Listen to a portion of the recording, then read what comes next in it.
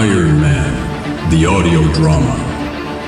Based on an unproduced outline by Stuart Gordon. Adapted by Tim Maxwell.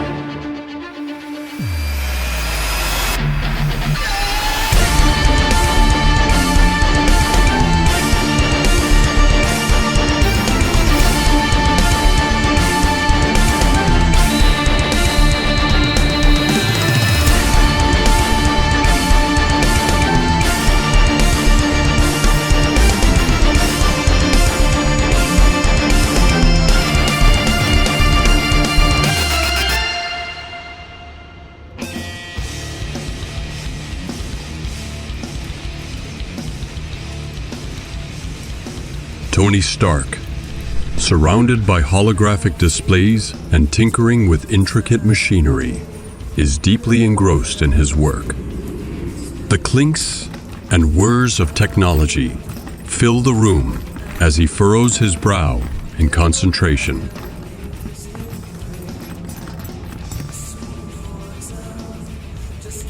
Suddenly, the door to the lab swings open, and in strides, Dr. Laura Hill, a poised and determined physician. Mr. Stark, I hope I'm not interrupting anything crucial. Dr. Hill, isn't it? What brings you to my humble abode? I've been reviewing the health records of Stark Industries employees, and I couldn't help but notice that you haven't had a checkup in quite some time. Ah, the notorious occupational hazard of neglecting one's own health. Guilty as charged, Doctor. Well, as your newly appointed physician, it's my duty to ensure that doesn't happen. I've taken the liberty of scheduling a comprehensive examination for you. You don't waste any time, do you, Doctor? Believe me, Mr. Stark, when it comes to health, time is always of the essence. Is that all, Dr. Hill? Mr. Stark, I may be new here, but I'm very observant. I've noticed you push yourself to the brink, working long hours, barely sleeping, and not taking breaks. Yeah, well, the world doesn't wait for breaks, Laura. There's always some crisis to deal with. I get that, Tony, but pushing yourself this hard is incredibly dangerous. If you keep up with this type of behavior, you're putting yourself at risk of a heart attack. A heart attack? Yes, Tony. You're only human. Your body needs rest and recovery just like everyone else's. Ignoring that fact puts you in serious danger. I guess you have a point, Laura. I feel like I always need to be doing something, you know? But I suppose none of that matters if I'm not around to do it. Exactly. Your health should always come first. And if you want to continue being the best version of yourself, you need to start taking better care of it. All right, Laura. I'll try to ease up a bit, but don't expect me to start taking up yoga or anything. No promises on the yoga, but I'm glad we could have this conversation, Tony. Your well-being is my top priority. Thanks, Doc. I appreciate it.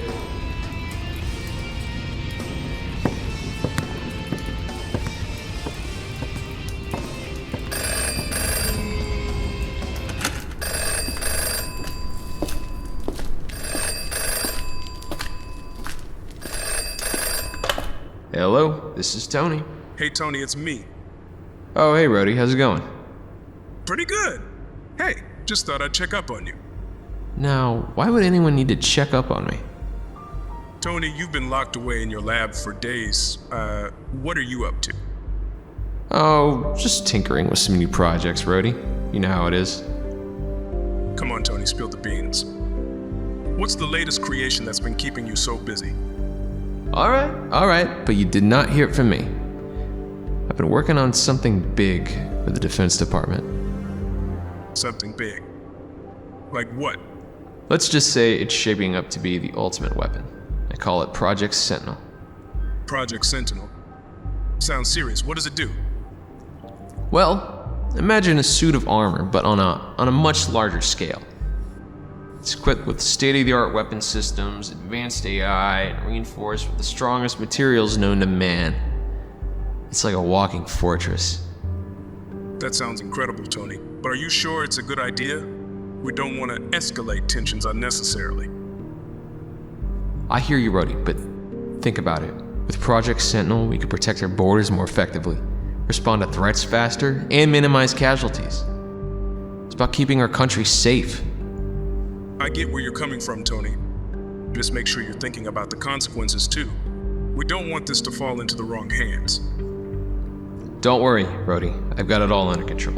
And once I'm done, Project Sentinel will be the shield that defends America against any threat. I get that, Tony. Ultimately, that's what we want. But we have all kinds of military for that very purpose. Rhodey, Project Sentinel will save the billions of dollars that we now spend on planes, tanks, men and women. You can't replace all that with a machine. Just wait till you see, my friend. This thing can do it all, and nothing can stop it or destroy it. It's the only indestructible weapon ever created. You'd be proud of what your old high school pal created. I'm sure I would, Tony. Just understand my reservations. By the way, how much are they paying you to build this thing?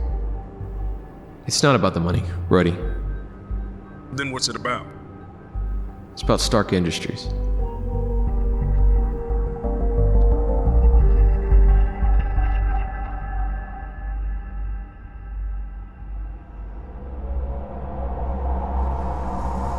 That night, Tony Stark is a dream. The dream begins with Tony Stark, adorned in the Sentinel suit he's built, flying high above a bustling city. The skyline is bathed in the warm glow of the setting sun, and everything seems serene at first. But then, a dark shadow falls over the city, and ominous clouds gather in the sky. Suddenly, Tony feels a wrenching sensation as his suit is forcibly ripped away from him, leaving him plummeting towards the ground below. What's happening? As Tony falls, he watches in horror as the Sentinel suit is commandeered by an unknown force. The suit transforms into a menacing figure, its once sleek and shiny exterior now twisted and corrupted. It begins to unleash devastation upon the city below, firing repulsor blasts indiscriminately and causing buildings to crumble. No! Stop it! Despite Tony's desperate attempts to regain control, he can only watch helplessly as the suit continues its rampage, leaving a trail of destruction in its wake. Screams echo through the streets as innocent people flee for their lives. But the suit shows no mercy, its actions becoming increasingly erratic and violent. Tony's heart sinks as he sees the suit targeting his closest friends, Dr. Hill and James Rhodes, who are caught in the chaos below. No, not them! Please, no!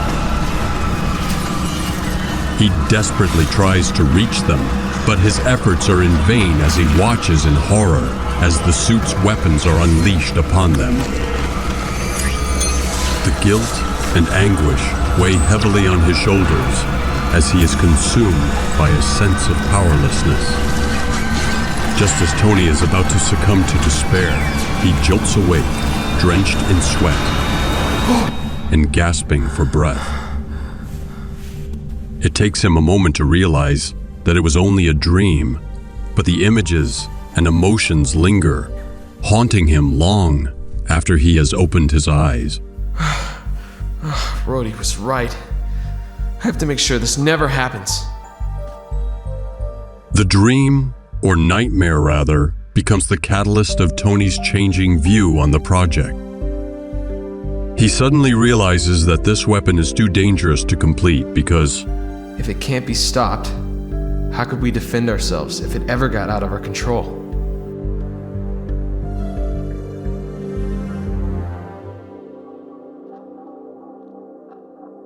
He tries to abort the project, but is opposed by Jeremy Bland, the second largest stockholder in the company. The two meet up to discuss. Tony, what do you mean you want to abort? You realize how much money we're gonna make? Stark Industries is on the edge of collapse, and you want to abandon the one thing that's going to put us back on top. This is our saving grace, Tony. Look at what you've built. It's brilliant. Yes, but it's also dangerous. What's with the sudden change of heart? I was blind. Blinded by what, Tony? Money. It's not just money, Tony. This is business. Let's put Stark Industries back on the map.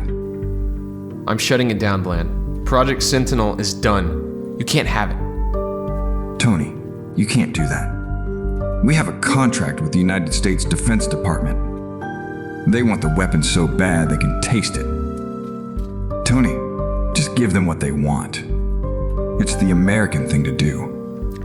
The American thing to do would be to protect our country, Bland. And in the wrong hands, we'd all be in danger. Until we can figure this out, it remains in my factory. You're not thinking straight, Mr. Stark. You've got to come to your senses. Jeremy, I have. The only two people Stark can turn to and trust are his best friend and assistant, James Rhodes, and the beautiful doctor he's beginning to grow fond of, Dr. Laura Hill.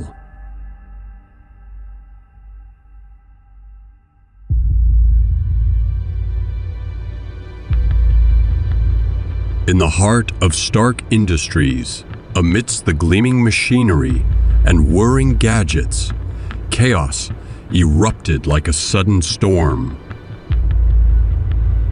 Tony Stark, the brilliant mind behind the revolutionary weapon, known as Project Sentinel, found himself thrust into a nightmare scenario as his own factory became the battleground for a brazen attack. It began with an ominous rumble, distant at first, but growing louder with each passing moment. Security alarms blared their warnings as armed men flooded into the facility, their faces hidden behind masks of malice. These were no ordinary intruders. They were a ruthless band of mercenaries, driven by a singular purpose: to seize Tony Stark's prized creation for their own nefarious ends. Caught off guard by the ferocity of the assault, Tony found himself outnumbered and outgunned. Despite his best efforts to fend off the attackers, a hail of bullets found their mark, with one bullet striking him with deadly precision. Pain lanced through his body as he stumbled backward, his vision swimming with shock and disbelief. Even as he fought to stay conscious, Tony watched helplessly as the terrorists closed in on his prized technology, their greedy hands reaching out to claim what was not theirs to take. With a final burst of defiance, he attempted to thwart their advance, but the damage had been done. As darkness threatened to consume him, it appeared that the weapon Tony Stark created now in the hands of those who would use it for evil.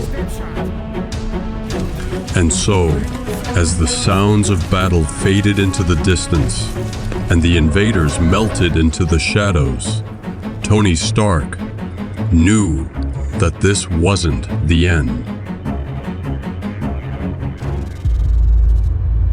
A short time later, in the dimly lit confines of a clandestine warehouse, the atmosphere crackled with tension as Abdull Abull, the mastermind behind the audacious raid on Stark Industries, inspected his ill-gotten spoil. With a triumphant smirk, he approached the imposing figure of Tony Stark's armor, gleaming dully under the flickering light. But as Abdull's fingers traced the sleek contours of the suit, a frown creased his brow. Something was amiss. The texture felt wrong, the weight unfamiliar, With growing unease, he scrutinized the armor, his trained eye detecting subtle discrepancies that sent a chill down his spine. This is not right. It was described much differently to me. With swift efficiency, Abdull tore open the chest plate. But instead of the advanced technology he had anticipated, all he found was a hollow shell, a mockery of the real thing. It's a decoy. Stark played us for fools. The realization hit Abdull like a thunderbolt. Tony Stark, the elusive genius, had outmaneuvered them, anticipating someone might try to steal his creation. The true armor remained beyond their grasp, hidden away in some undisclosed location, its secrets safe from prying eyes. But Abdull was not one to be easily thwarted. With a grim determination, he vowed to redouble his efforts, to hunt down Stark and his precious technology, no matter the cost. As he surveyed the empty warehouse, Abdull's gaze hardened with resolve. The hunt was far from over, and Tony Stark had just unleashed a foe more determined than ever to bring him to his knees. Abdull vows vengeance. He will get Stark's weapon, and once it's in his grasp, he can terrorize the entire world.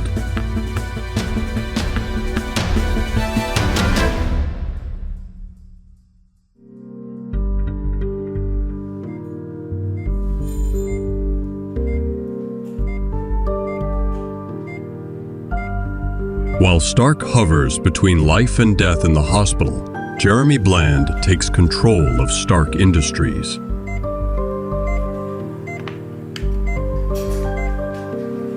Bland has taken control of the company. It's not good.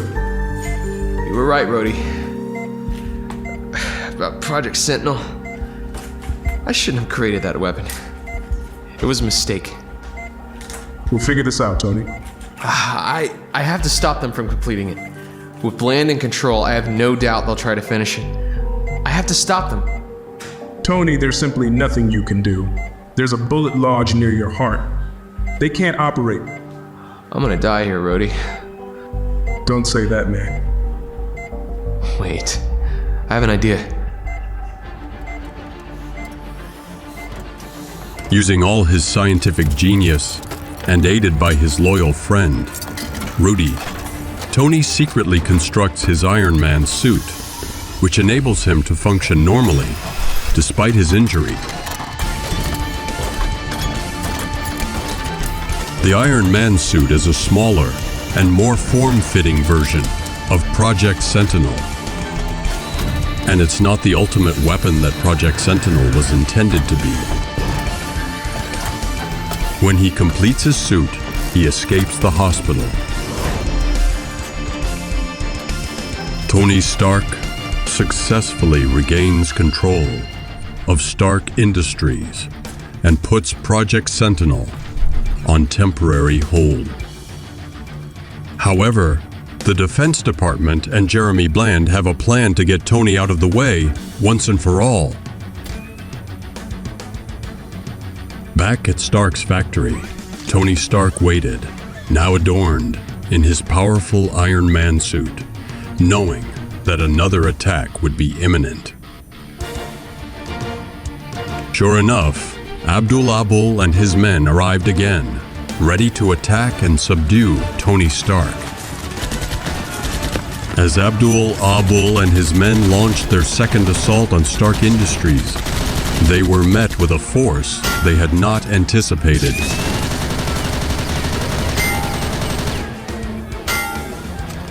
Amidst the chaos and gunfire, Tony Stark stood resolute in his new Iron Man suit, a beacon of defiance against the tide of darkness. With a roar of jet engines, Iron Man surged into action. His movements fluid, and precise as he unleashed a barrage of repulsor blasts and concussive missiles.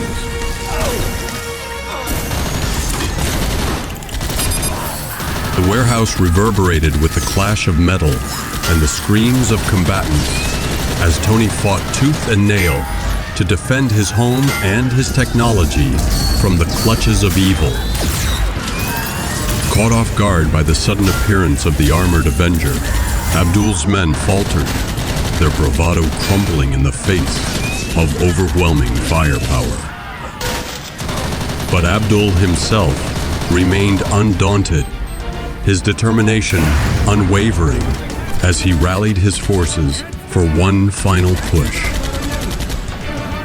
In a desperate bid to turn the tide, Abdull unleashed a wave of reinforcements, armed to the teeth and hungry for blood.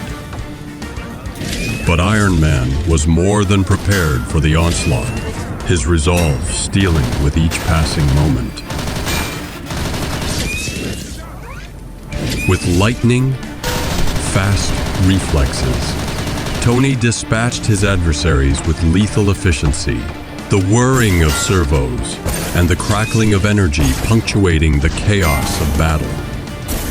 In a blaze of fury, he cut through Abdull's ranks, his fists of iron and heart of steel, leaving devastation in their wake.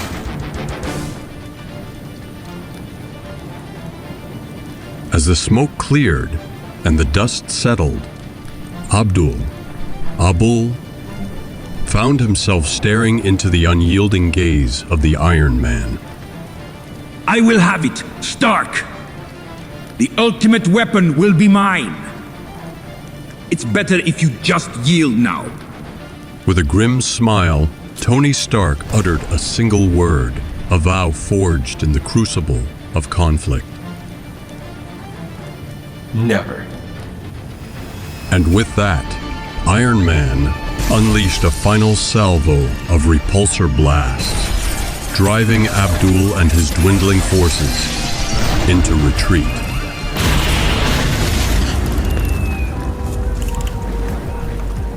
The day was won, but the war was far from over. For as long as evil reared its head, Tony Stark would be there to stand against it.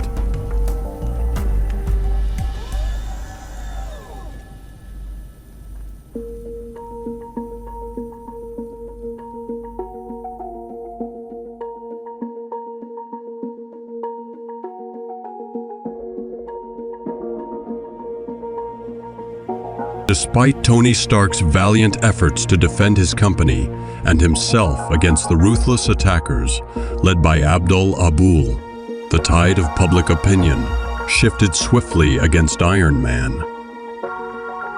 Jeremy Bland, a cunning media mogul with a gift for manipulation, seized upon the chaos of the situation to craft a narrative that painted Iron Man as a cold-blooded murderer. Utilizing his vast resources and considerable influence, Jeremy Bland launched a relentless smear campaign against Tony Stark and his alter ego, Iron Man.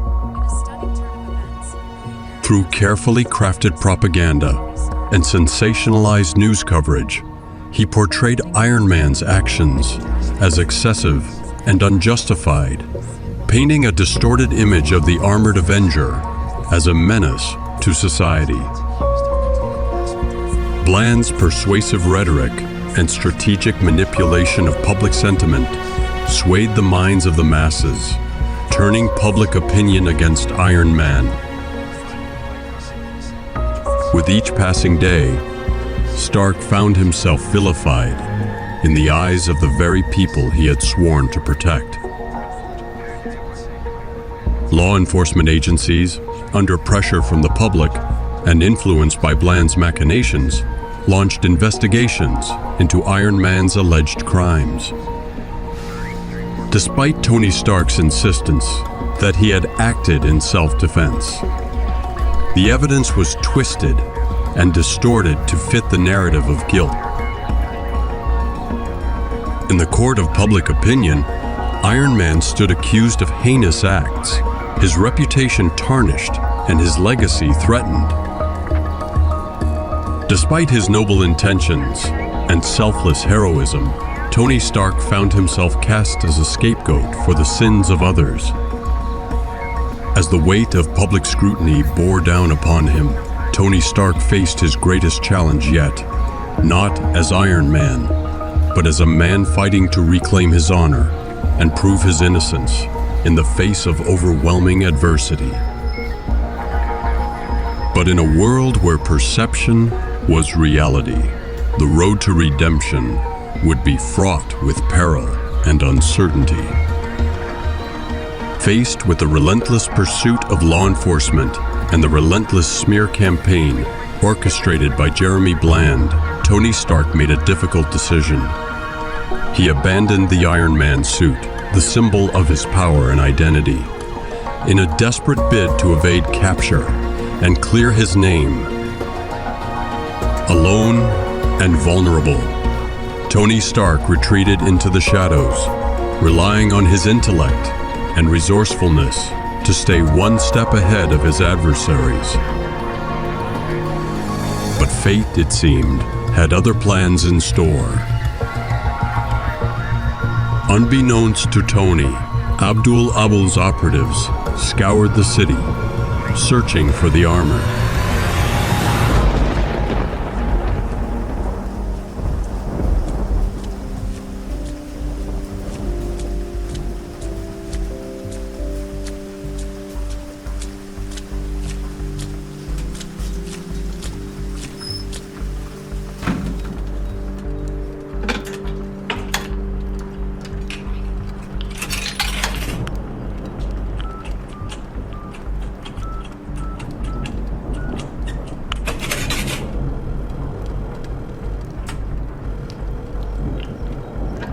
Laura?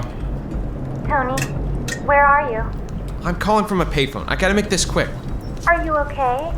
I'm fine, Laura. Is my suit safe? Yes, it's safe. Where'd you put it? My closet. Laura, in your closet? No!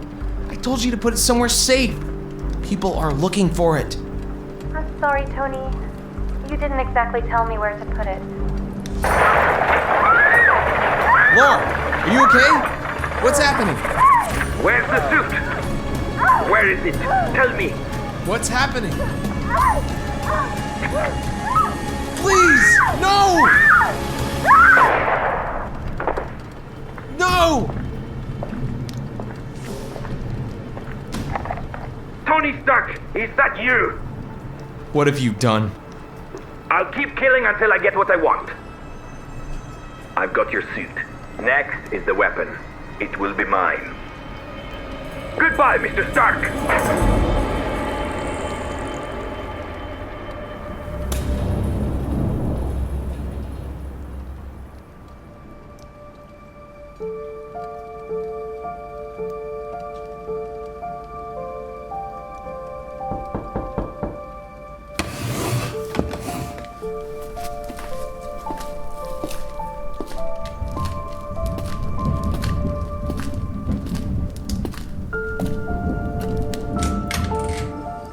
Tony, are you okay? They killed Laura. They what? Abdull, that maniac, he killed Laura and took the suit. I made a big mistake. All of this is my fault. Tony, there's no way you could have known all this would happen. I've got to get my suit back. No doubt he'll go after Project Sentinel. We can't let that weapon get into his hands. I got an idea, but I need a computer. Come inside, I got one.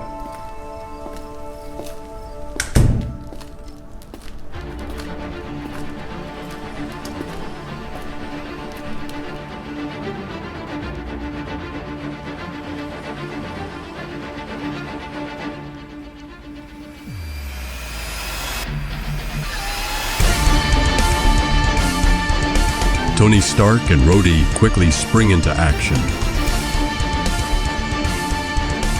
Recognizing the urgency of the situation, they would leverage their technological prowess to remotely control the suit's flight and guide it back to Tony's factory.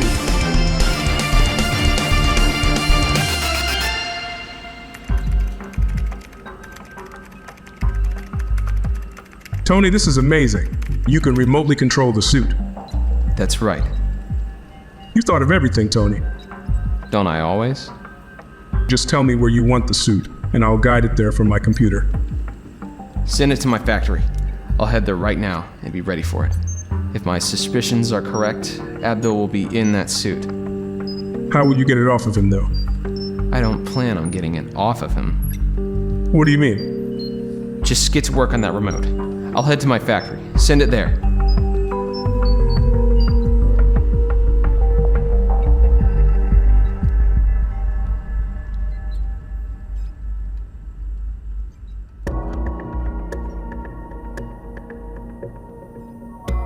As Tony waits at his factory for the stolen Iron Man suit to arrive, controlled by Rhodey, he prepares himself for the inevitable confrontation with Abdull. Knowing the gravity of the situation, Tony dons a new and improved Iron Man suit, ready to face off against his adversary. Keep an eye out, Tony. The suit is almost there. As the stolen suit lands at the factory, Tony confronts Abdull, who is taken by surprise to see Tony in his own suit. The atmosphere crackles with tension as the two face each other, each clad in their respective suits of armor. Nice suit, Mr. Stark! Abdull, you've crossed a line that can't be uncrossed. Laura's death, it's on you. You're blaming me for that? It's not my fault your loved ones get caught in the crossfire. Crossfire? You murdered her in cold blood. She was innocent, Abdull. She didn't deserve any of this. Innocent? In this world, Stark, there's no such thing. You should know that better than anyone. You think you can justify what you did? Mr. Stark, I didn't come here to exchange pleasantries. I came for one thing. Your new creation, the ultimate weapon. You think I'll just hand it over to you? I don't need your permission, Stark. I'll take it by force if I have to. And once I have it, there will be nothing you can do to stop me. You underestimate me, Abdull. You'll never get a hold of that weapon. We'll see about that, Stark. But mark my words, I will defeat you, and your precious technology will be mine. Then the world will know true power. Tony and Abdull lock eyes, the tension between them thick enough to cut with a knife. The stage is set for a battle of epic proportions, with the fate of the world hanging in the balance.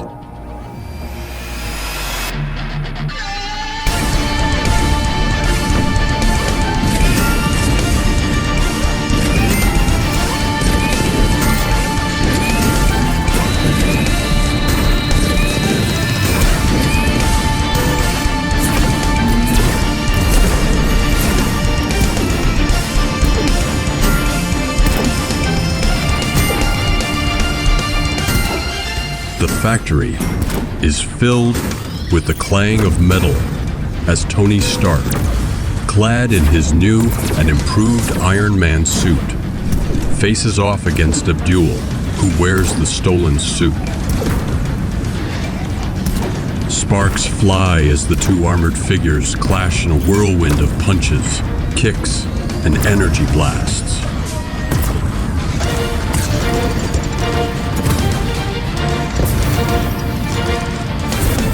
You think you can defeat me, Abdull? You're nothing but a thief and a murderer.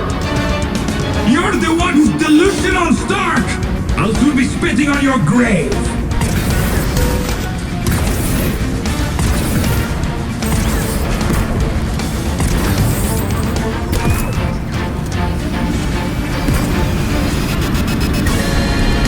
The two Iron Men engage in a fierce aerial battle, trading blows with incredible speed and precision.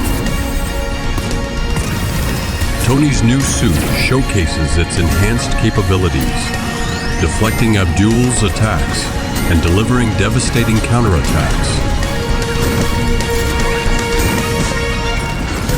The intensity of the battle escalates as Tony and Abdull exchange blows with increasing ferocity.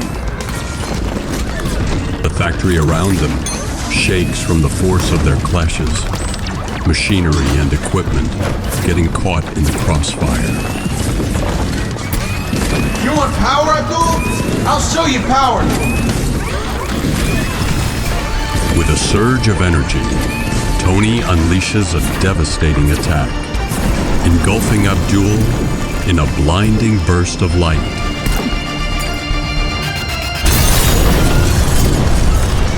As the smoke clears, Abdull lies on the ground, defeated, his suit badly damaged.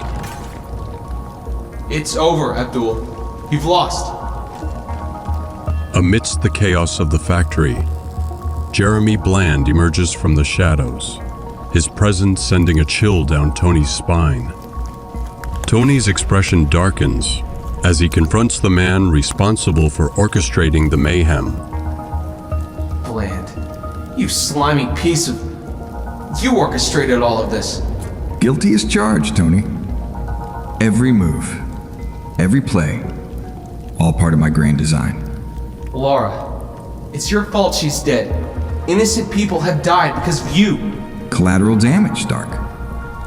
Necessary sacrifice for the greater good. I'd kill 1,000 people before I let you shut down Project Sentinel. You're sick, Bland. Twisted. You'll pay for what you've done. Ooh, I'm shaking in my boots, Stark. But let's not forget who holds all the cards here. In a matter of minutes, I'll have the ultimate weapon. And I'll use it to protect my interests, no matter the cost.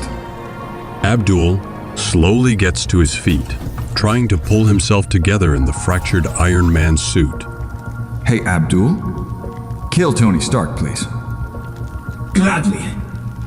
Hey, Abdull. You missed one important feature in that suit, though. It self-destructs. Rhodey, now! Self-destructing in 5, Not 4, you! 3, No! 2, 1. The stolen suit detonates with a deafening blast, engulfing Abdull in a maelstrom of fiery destruction.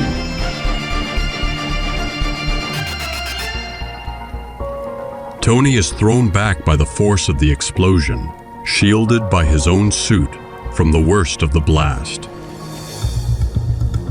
As the smoke clears and the flames subside, he sees both Abdull and Bland lifeless on the floor.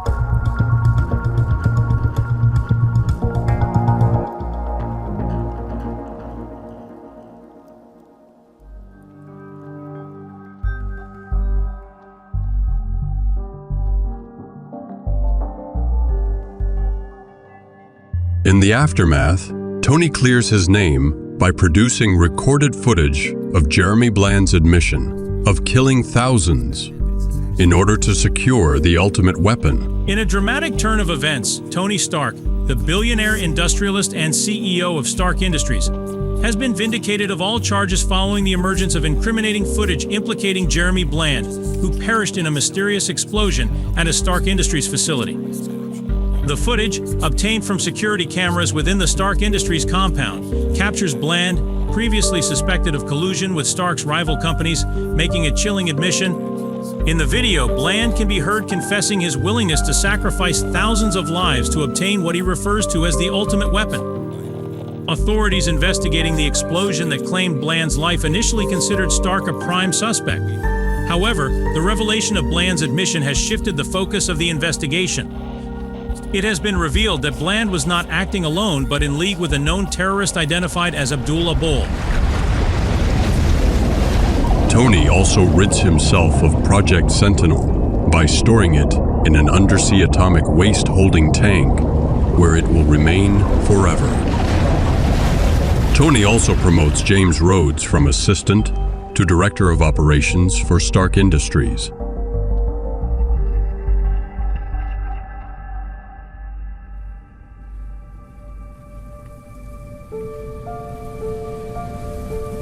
A short time later, Tony Stark makes a visit to the cemetery.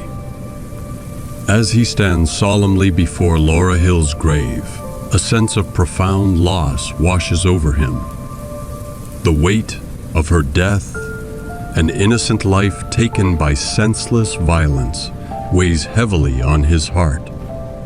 With a heavy sigh, Tony begins to speak, his words carrying both sorrow and determination. Laura, you didn't deserve any of this. Your life cut short by the actions of a madman.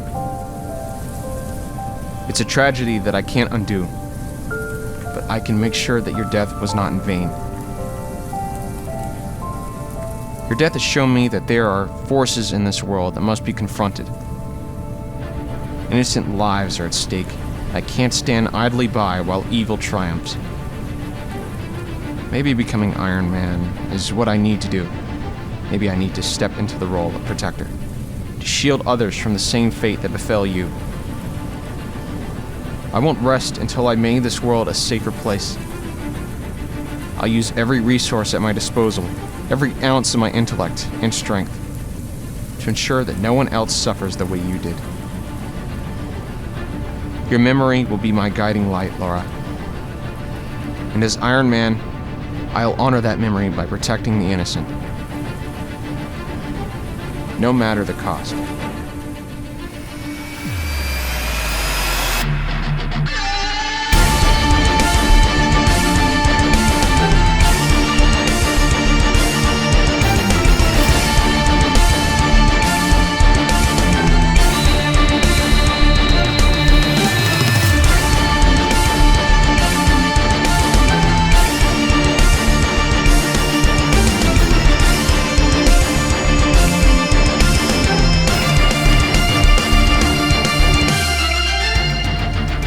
This audio drama is brought to you by Newverse Creative. Based on an unproduced script outlined by Stuart Gordon.